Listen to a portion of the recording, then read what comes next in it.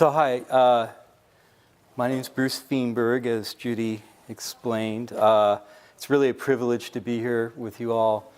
As Judy said, I was having a conversation with the bishop back in December, and we weren't just talking about what I did in communications, but we were talking about, I used to commute from Oakland to San Jose, which is usually a 45-minute ride when there's no traffic, but typically, it's about a 2.5-hour commute, and it could be quite tedious and stressful and so on and so forth. And so we kind of got into this whole conversation about mindfulness and you know, how Buddhism or spiritualism, whatever its form, could really be helpful to a lot of the people in the Bay Area who are quite stressed out with just the day-to-day life of whether it's the Bay Area or a big city, Manhattan, Tokyo, what have you.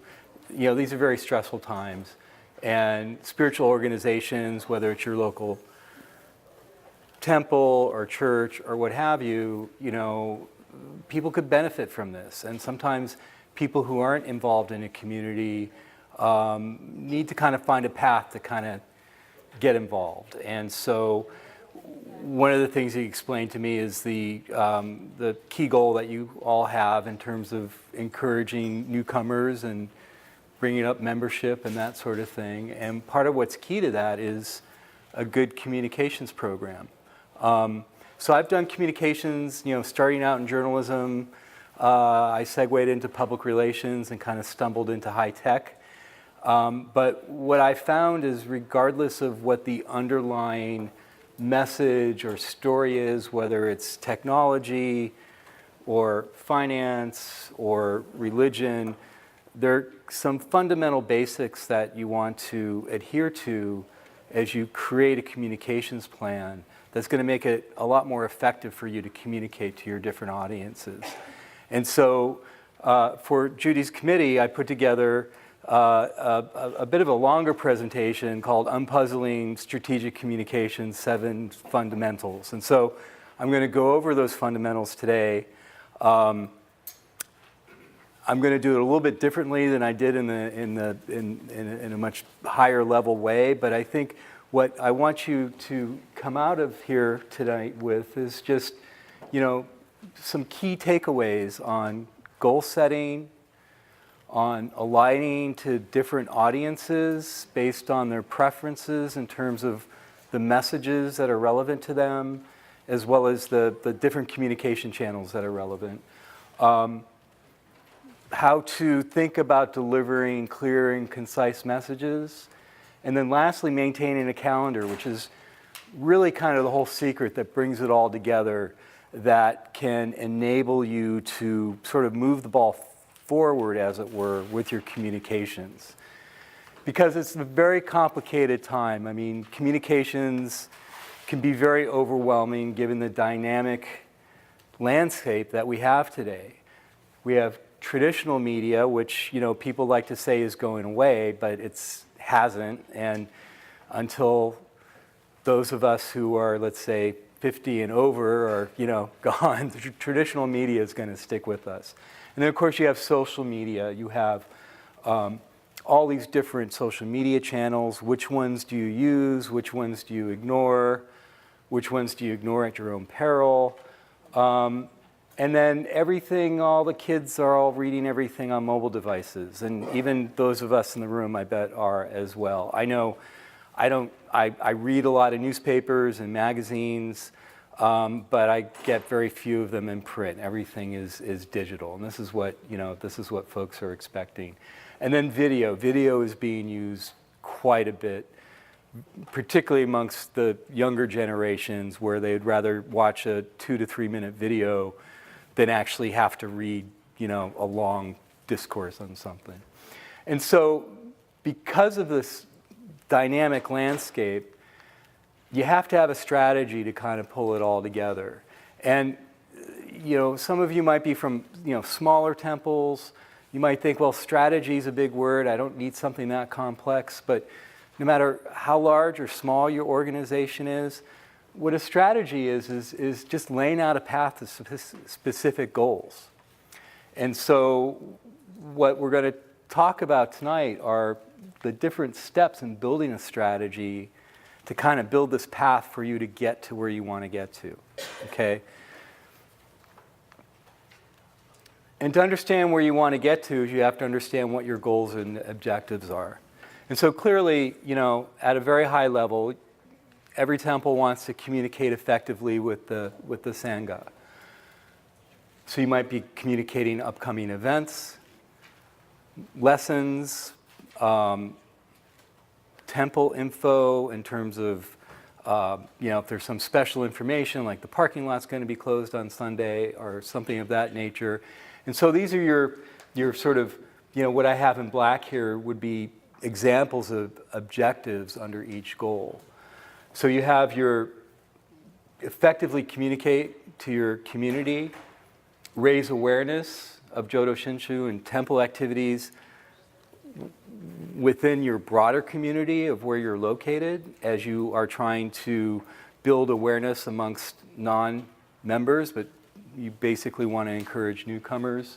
So you might be getting involved in community events, whether it's the local town Memorial Day parade or crab feed or what have you as a representative of your temple.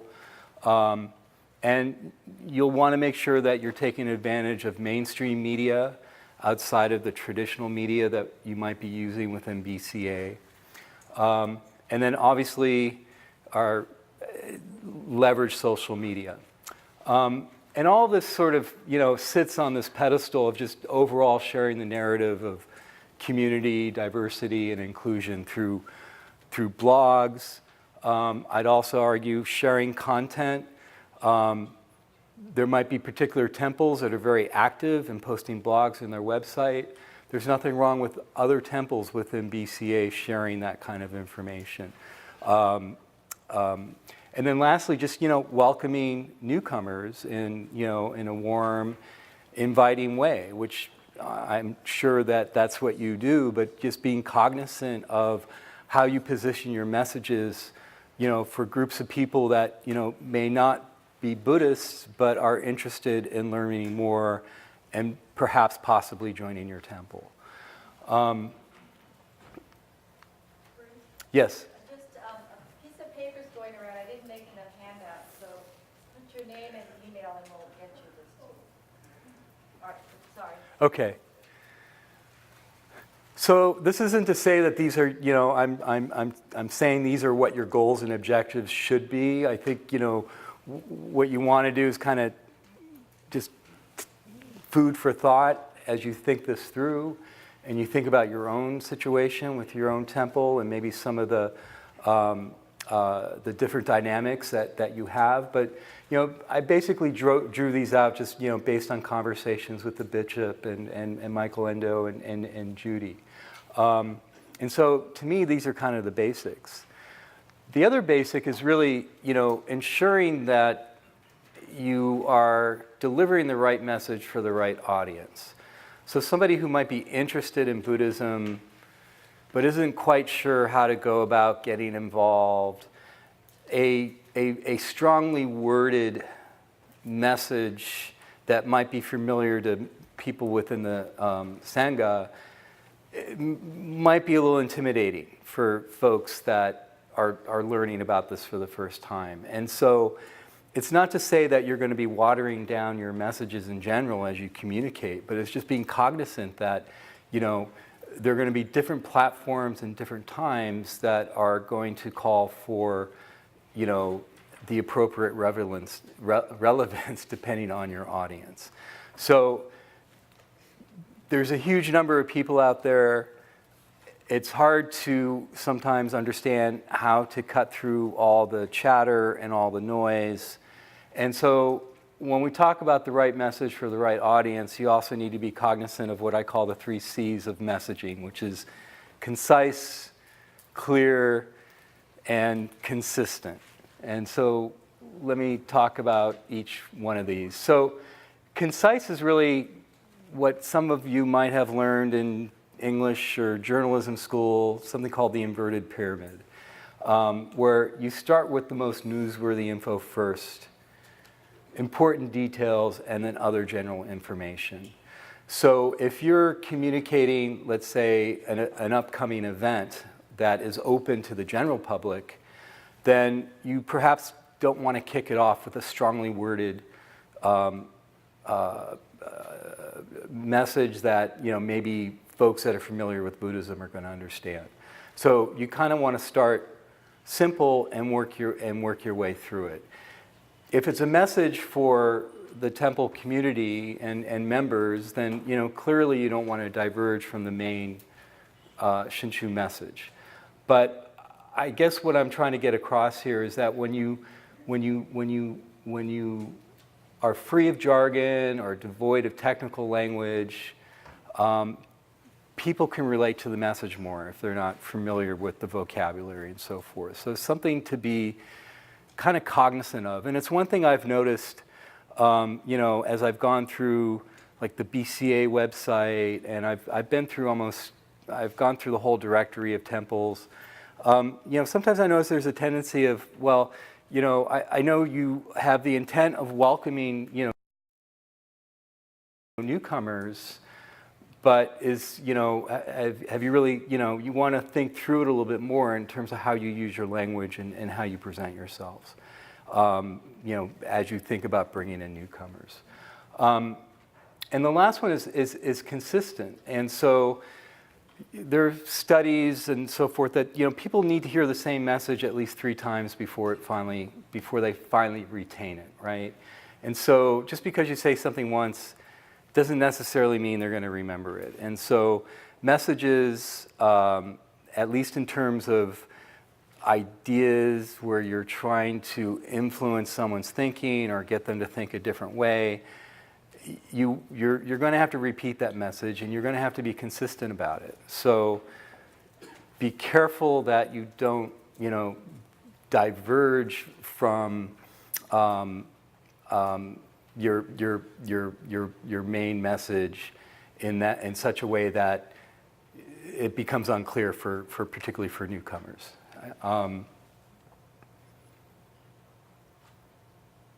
So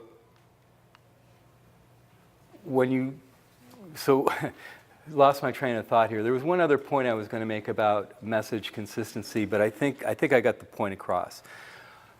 The other thing you need to think about is where you're going to put those messages out. And I think this is what creates a lot of confusion and a lot of challenges for any organization today, even the high-tech organizations. I'm working with a startup right now that is made up of folks that are not millennials. I mean, they're boomers or Xers. And it's still kind of hard to convince them that you need to have a social media presence.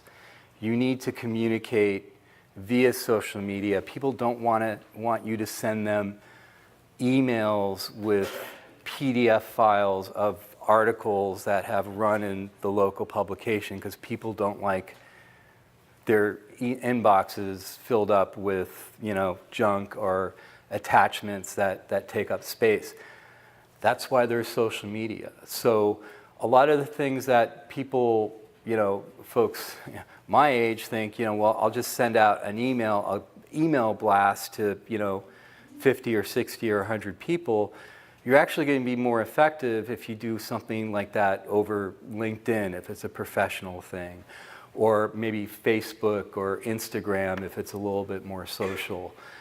This kind of goes back to relevancy. So it's not just the relevancy of the message, but it's also the relevancy of the channel that people are using. And so what I'm trying to convince this startup of is, yeah, you might think that guys our age aren't really using LinkedIn, which really isn't true. A lot of us are.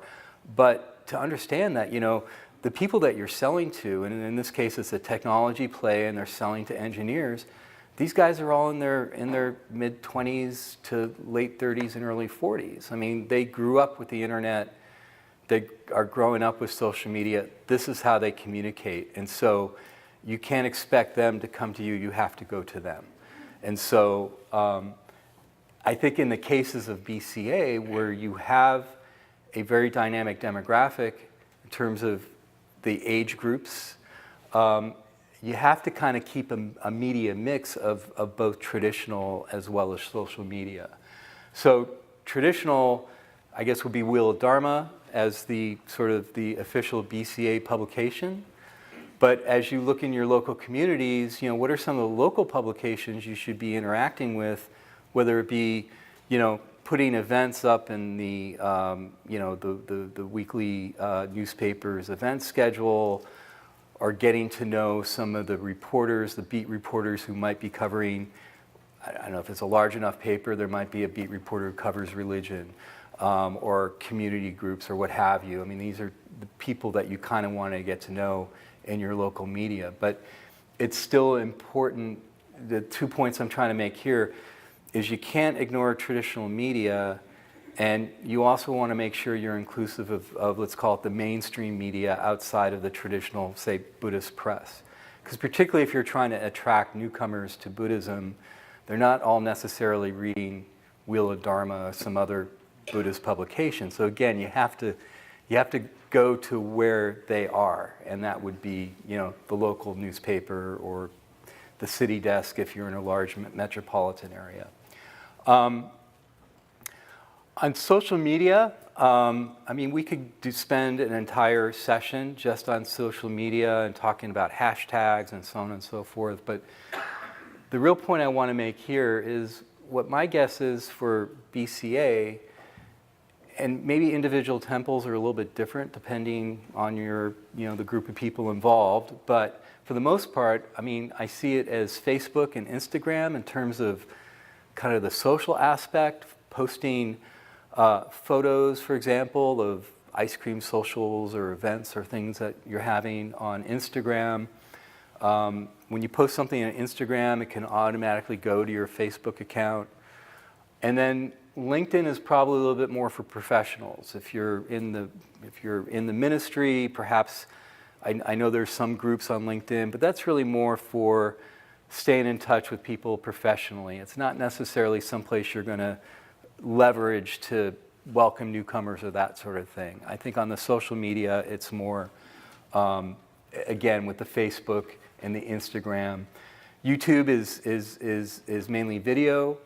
I'm going to talk about types of content a little bit later, but all these social networks, of course, are all networks. So what you do on one platform can show up in another platform. And the other thing is social media is all about building community. And so there's no reason why any temple that's got a social media account should be following every other temple within the BCA. Sharing content, liking photos, that sort of thing. So you're kind of getting some traffic going, and in doing so, hopefully trying to attract other folks from outside the community that you're trying to welcome in as newcomers. Just some statistics on social media. I know there's still a lot of confusion, but I thought these were kind of interesting. Facebook is kind of almost becoming old school. I have a 16-year-old son that sort of looks at Facebook in a very disdain way because it's what his parents use. He's all about, he started with Instagram, now it's about Snapchat. And then there's something else that they're doing that I'm not even sure, but what they're doing, everything they're doing is on their mobile phone. And it's a challenge that every communicator, whether it's in a nonprofit or in a big organization like Google or Apple Computer, believe it or not, is really how do you reach people when they've kind of built their own little communities with their smartphone and they're all just Snapchatting with each other. And I think this is where we'll talk about this later, is perhaps tapping within your own community in terms of, who are the kids who are attending the temple or trying to get involved. Maybe these are resources that you could tap into to help build up your social media activity and your overall presence. A couple of other things that I kind of found a little bit interesting. I'm not suggesting that you all go to YouTube, but it's interesting that it's reaching more than cable. Instagram, which is sort of just a way to share photos, is kind of I think of it as a hybrid between, Facebook where you're kind of posting things and liking what your friends are doing and so forth, and Twitter, which is just supposed to be a brief little, comments about, what you're observing in the news media and that sort of thing. Instagram is kind of something in between where you're posting a photo like, having fun at the Oban Festival and, a little caption and then you post it. But what I found very interesting is that 90% of the users are under 35 and under. And it seems like that's kind of a key demographic, perhaps for BCA to be tapping into. Twitter, Twitter is very interesting. It's been, I think last week or two, they announced their first profit, I think, ever.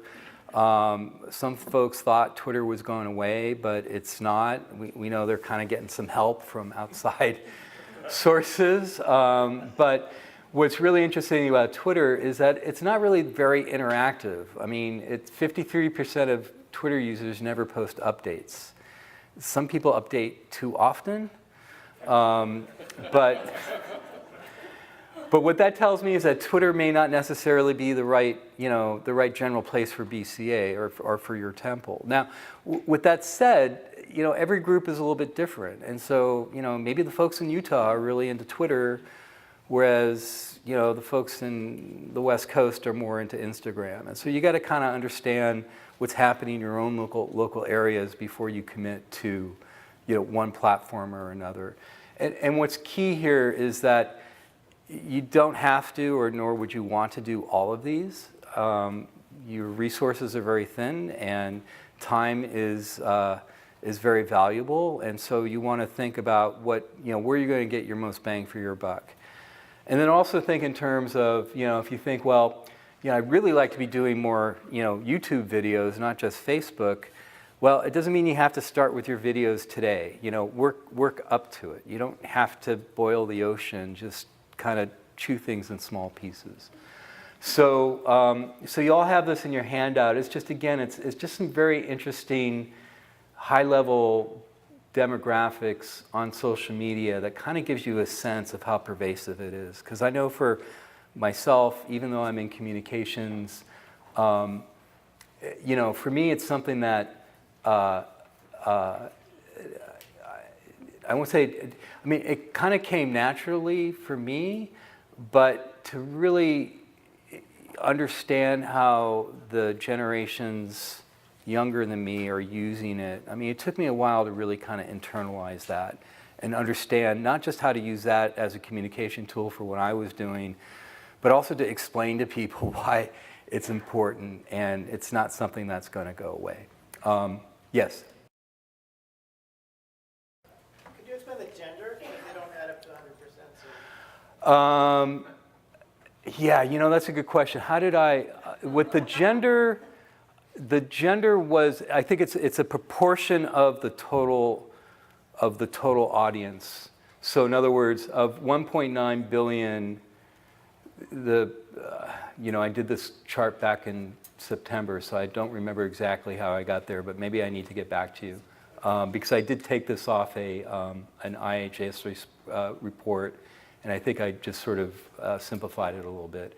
But the gender is more about, it's more proportional, but let me get back to you. And it's just kind of a way to show that there are gender differences in how the social media is used. Pinterest is an interesting example. It's an even age distribution, but very, kind of weighted more towards female users. And it kind of makes sense if you think back, Pinterest originally started as folks posting recipes and things like that. So my understanding is a lot of moms and daughters and things like that kind of, sharing recipes, and then it's kind of grown from there. I don't really hear too much about Pinterest anymore. But again, this stuff is constantly changing, and so Instagram is now becoming the new hot thing. So next year it could be something completely different. What year did you take these numbers from? These would be from since I did this in September. So these were 2016. These would have been late 2016 numbers. Yeah. Because Twitter Porter's number looks kind of low. Yeah, I probably should have updated this before tonight. Thanks for the reminder here. But anyways, but again, this is more to just sort of give you a general sense of the trends. And so with all these different channels, you have different types of content that you're going to be working with, right? On the videos, short, no more than 2 to 3 minutes. Not saying it's a requirement, but if you're having a festival or an event where it's appropriate to share with the public, or maybe a testimonial from from temple members or a minister, there's nothing wrong with posting that to YouTube or building a YouTube channel. Again, because younger people tend to gravitate towards the videos. The other one, Judy and I talk about this a lot, is blogging. I know, on the homepage, BCA homepage, and I think of some of the other temple homepages, they're quite often they're blogs based on lessons and so forth. Sometimes there's a fear that, well, if we get into blogs, we have to blog all the time. And it's true, and this goes back to consistency. If you're going to blog, you want to keep up with a regular schedule. But it doesn't mean you have to blog every day. Once a week is fine, a couple times a month. I mean, as long as it's regular. And as long as you're also sharing with other temples, perhaps. I mean, that's one way to kind of improve your consistency and your frequency, is to be looking for opportunities to share with one another. I mean, particularly if you're a smaller temple, don't have a lot of resources, tap into the resources of the larger organization. Because that's what social media is all about, is sharing and building community. We'll talk about this a little bit more in the calendar, but the other thing is to assign topics ahead of time so that as you build out your calendar, you have a topic and a writer assigned each week for the next 4 to 6 weeks, so you don't end up having nothing to write about. It doesn't mean if something happens in the news that you want to react to, or something happens within your community that you want to react to, you can either add an extra blog that week or you can push something out a week further. But the important thing is, don't be too intimidated by, like, oh my God, if we're blogging, we're going to have to blog every day, and we don't have time to do that. And it's think in smaller chunks, basically. Question? Yes. Is it okay to ask? Yeah, please do. Yeah. So with blogs, is there, they're like discussion groups, right? They can be. Yes. Sorry. Yes. And is there a mechanism, I think I heard this somewhere, where you might start a blog and people pay to join a blog? Ring any bells or make any sense? Or? Yeah. I mean, yeah. Yes, that makes sense. I mean, there are. Repeat the question? So she's asking about. Oh, thank you. She's asking about the different. There are different blogging platforms, some of which that you join. My thinking about blogs in this context is really a way to get to get your message out, whether it's a secular message, for the community, for newcomers, or it's very specific to a specific, teaching or lesson that you want to get across on mindfulness that might really only resonate with members. I would argue you would kind of want to have a mixture of both, right? Some of the stuff can be kind of intimidating to newcomers, and so if you kind of have a mixture of both, you might suck them in with something that's a little more straightforward as a way to get them onto your website and look at other blogs and other information to learn more. But in terms of getting people to pay to join the blogging group, I mean, I'm not sure if that would necessarily be the route that you'd want to take. I mean, I'm just trying to look for ways to give yourselves opportunity to kind of communicate out. But that is something that's done. Yeah, there are platforms like that, yeah. And then there are also blogging platforms. There's one I use for a client, called WordPress, and it was one of the first blogging. Maybe I see head nods, yeah. So unfortunately, my client's also using it to support their entire website, which is kind of a complicated mess. But what WordPress was set up to do was for people to be able to manage their blogs, right? Because it's one thing to post something to your webpage, but as that content increases, you need to have ways to manage it and archive it and so forth. And so platforms like WordPress help you do that. And then my last thing, and I've said this before, I just often wonder, what are the kinds of resources within your own temple that you could tap into in terms of, some of the younger folks that might be on social media, or some of the folks that are really into writing.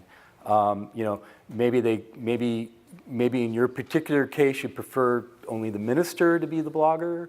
That doesn't mean the minister doesn't have a few ghostwriters within the Sangha that kind of help him out with the material, just to kind of get it done. And so, I know that's something that Judy and I have talked about at the BCA level, where, how can we kind of tap into folks that could potentially be interns, as it were. And then there are other more simple types of content. I talked very, right off the bat on, event listings and that sort of thing. So that you're communicating to the broader community some of the opportunities, some of the events that are happening at the temple that you might open up to the public. And so lastly, and to me this is so simple, yet it's the big secret, is organizations today have to think like publishers. And every publishing organization has an editorial calendar. And so I just kind of pulled this together. Don't read into everything specifically. I just sort of made stuff up as I went along, and as I kind of grabbed stuff off my, looking at the directories and other temples' events. But if you kind of break things down in terms of, what you're going to do on social, what you're doing on the website in terms of blogs, if that's where you're hosting your blog, your traditional BCA publications, email blasts, and media, if you break it down this way and have a plan for something for each month. So for example, I know in February, the temple in San Francisco had a crab fest, right? So that's an example of, posting photos on Instagram, had a great time at the crab fest. And then in March, there's an ice cream social, which you want to make sure that you're publicizing a few weeks before in February. And so I had an idea for a blog. I know that some of the temples, San Francisco again has yoga classes, right? Yoga and Shin Buddhism, for example. I don't know if that's appropriate necessarily, but it's a creative way to start thinking about some of the topics and some of the integration you can kind of have between, what you're blogging about and what you're communicating, and how it ties into some of the events and activities that you're having at the temple, that you're trying to attract attention to. And so, again, once you have a calendar, you can begin to start to put your strategy into place, where you've got, each of your stepping stones is somehow represented in the calendar, so that, here it is in, end of February, you already know what you're doing in March and April and May in terms of the kinds of content that you're going to be posting over the next 3 months, based on the activities at your local temple. And you can do this any way you want. This is just sort of my simple way of just presenting this. And it also helps with communicating to other members of the church, what's coming up in terms of, as you're trying to get other resources together to help you out, you have a calendar that they can go back to. And a lot of the stuff, of course, the blogs and the calendar and so forth, might reside on your website. And I guess my key message here on websites is that, you want to think of your websites as a destination and a voice. Your social media activity, would kind of center back to your website. My sort of dumbed down sense of things is that, you basically have three things that you're trying to communicate to folks in general, and this is just something I mocked up for Judy, but, find a temple, learn about Jodo Shinshu, and come to an event. Now, it could be a little bit more complicated than that, but my point here is that, it's very simple, it's very concise, it's very straight and to the point, and it kind of gets people started, and they can start digging down into different layers of things becoming a little bit more, complicated. So your website right off the bat, your homepage, who you are, what you do, what can the visitor do, what's in it for the reader. Making sure that the messages on the website resonate with the audiences. And if you're trying to attract newcomers, you're going to need to kind of have this mix of relevancy for both the newcomers as well as the Sangha. And it communicates effectively and visually in text. Too often, people tend to be a little bit too, too many words can scare people off, right? Particularly in these days when, people don't have a lot of time. It's always best to start them off simple, and then if they want to learn more, take them down to the next layer to get to that more complicated text. But you don't want to, scare people. Too often I get clients who say, well, if they want to finish reading, they can finish reading, or they can stop at the third paragraph. And I'm like, well, then what's the point? Why put so much effort into something if you're already volunteering saying, people may not read it, right? So you want to start off with being concise, and then, as per that inverted pyramid, go into more detail. So it's the same thing with your web pages and how you set up your website. And then the other thing, include calls to action. So in this case, come to an event, learn, find. So find, learn, and come, right? So action verbs, right? You want people to do things. And then lastly, I don't know how much this really applies, but I'm just going to say it just as a general rule. Everything's being optimized for multiple devices.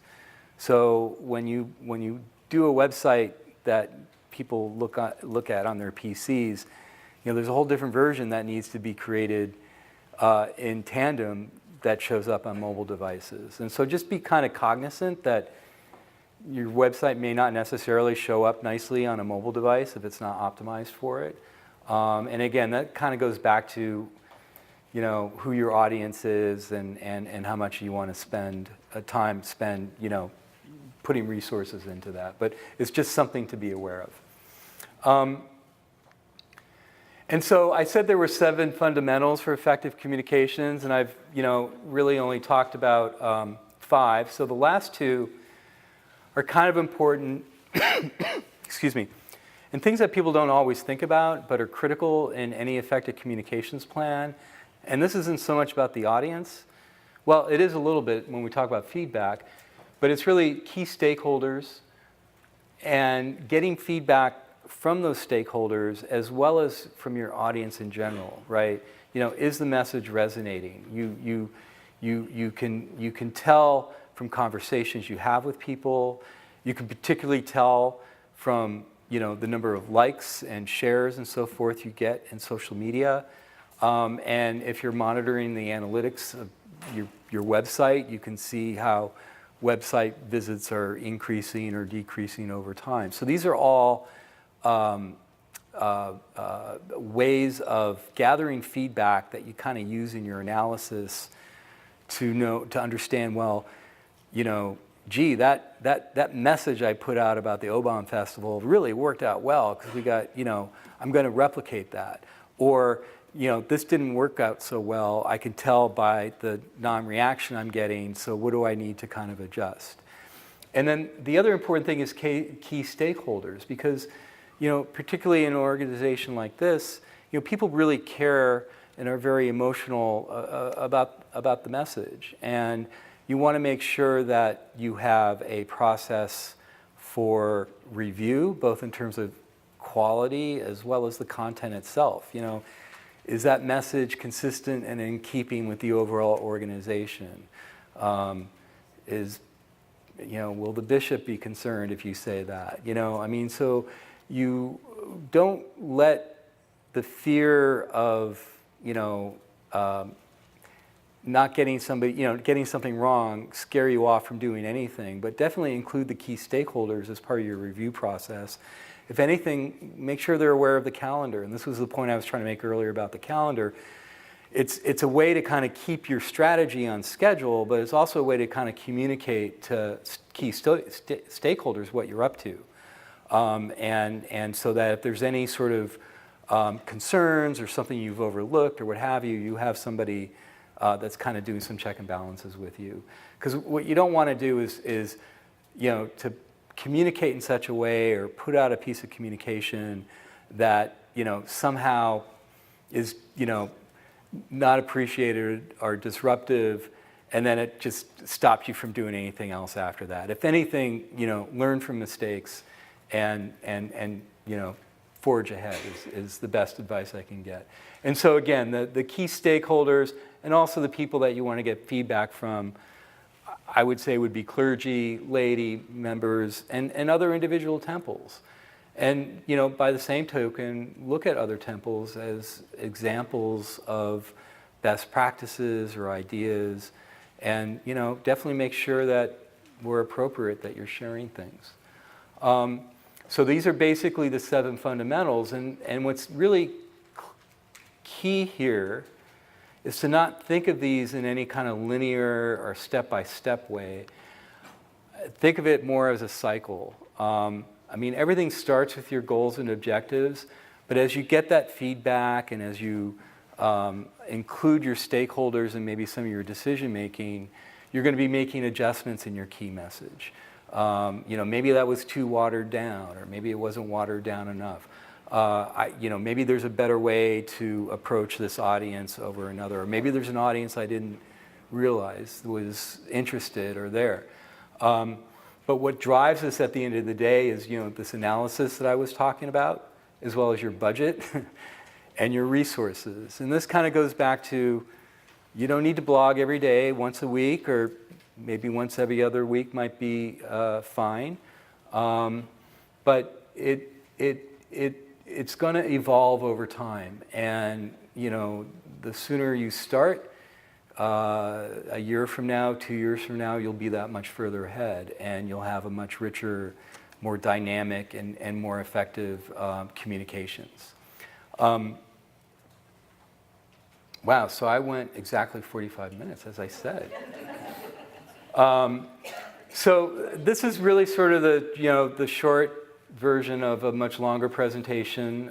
Again, it's something that evolves, and it's it's really kind of up to you in terms of how you pull it all together. But my hope here is to just kind of give you some ideas and how to kind of organize your thinking about this, set some goals and objectives for yourselves in terms of what you want to do about communications, and then start pulling a plan together. So. If they have any questions? So yeah, I can answer questions now, and then I can take questions over email over time as well. So, go ahead.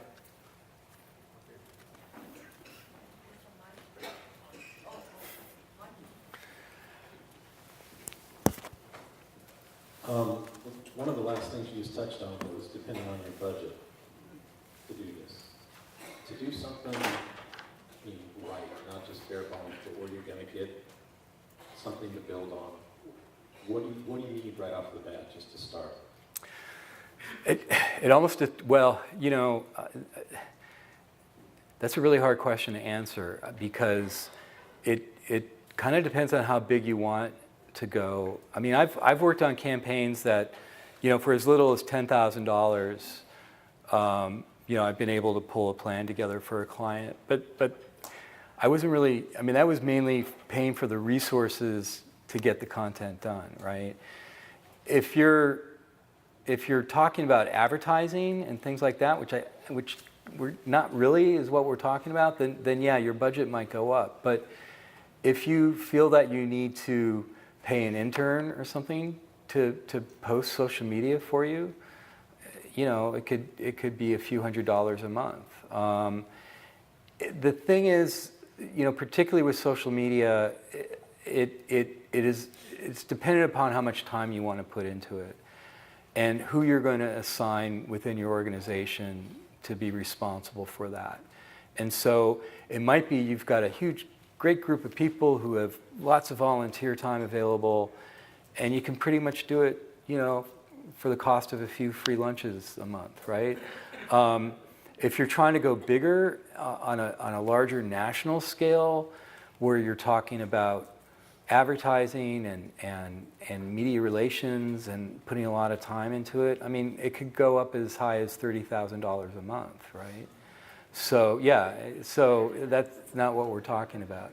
So what I'm trying to suggest here in this presentation is, it might sound bare bones and ineffective because you're not spending any money on it, but I'll argue that there's a lot that you can do, within your own organization to attract, or to raise awareness and to communicate effectively, without having to have a big budget or any budget at all. It really kind of depends on how creative you want to get. Everybody's got a video camera on their cell phone, or maybe you want to dish out for a nice camera. So it really depends on where you're at. I would argue that you might want to put a plan together and kind of get started before you think about budget. At least you get a better understanding through practice or practical experience of what the time constraints are, what the resources are needed, and how effective you can be, right? So I'd almost say, don't be afraid to experiment first, and let that help you build the right context for what kind of budget you're going to end up needing to have. So can I ask kind of a follow-up on that? I mean, with Facebook and Twitter and those things that really don't cost you that much, do we even need a web page? I mean, it's so easy to throw up for our Sangha, throw the event on the calendar, share a post, put a little content on.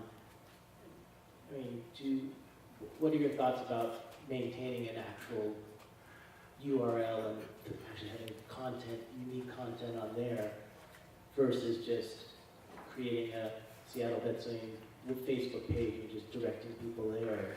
You could do that. I mean, that might actually be, because I notice a lot of startups are, if they're doing web pages, it's the bare minimal. It's kind of like having a PO box, but all their information sharing is they've got very extensive Facebook pages or LinkedIn, depending on the nature of the business. And so I think that's almost a organizational decision that you have to make. But yeah, it could be argued that web pages aren't necessarily necessary, but the problem you run into is that if the one nice thing about having a website is that it's residing on a server someplace.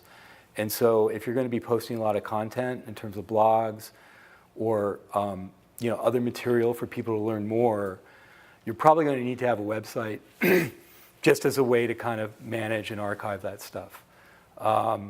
And the other problem with doing away with the website is it's kind of like ignoring traditional media. You're going to be wiping away a large chunk of your demographic who, you just finally got them off of newspapers to look at websites. Now you're going to take away the website, and now they have to get a Facebook account. So I think, those are kind of the thinkings that you need to have as you think this thing through, and you go, well, I've got this demographic over here, let's call them the traditionalists, and then these newcomers that are coming up, the younger folks, that this stuff may or may not be as important to them. And so this goes back to one of my earlier slides where at least for the next, I don't know, 15, 20 years, you're going to be stuck having, not you specifically, but in general as communicators, we have to pay attention to everything. I think the only difference would be, I'm trying to think of a good example. I don't know, if you're in the mobile gaming business, let's say, where your demographic is very specific. It's, 12 to 18-year-olds, right? You probably don't need a website for that, right? But I think you guys have a broad demographic that they're either members now or you would like them to learn about you, right? And so you need to have a slightly broader brushstroke, I think, than just a Facebook page. But it's doable, so yeah. And a lot of the questions that you guys have in your heads about communications in the 21st century, don't put yourself in a place you're thinking, well, we're nonprofit. And I mean, these are questions that even the largest corporations are dealing with today because it is so dynamic and it is so complex, given the different demographics. We were talking today in dinner, even in the work environment, the younger folks don't look at the older folks in the same way that, I kind of remember coming up, right? It's a whole different dynamic. And you just, I think the number one thing in communications is you always need to put yourself in the shoes of the audience you're trying to attract and really kind of understand where they're coming from, how they're using media. You may not be into Facebook or LinkedIn or Twitter, but your audience is, and so to be an effective communicator, you just either have to learn about it yourself, or you need to find somebody within your organization or outside who understands it and can leverage it, or maybe explain it to you. It kind of depends on where you're at. No more questions? Well, Steve had a question back there, I think.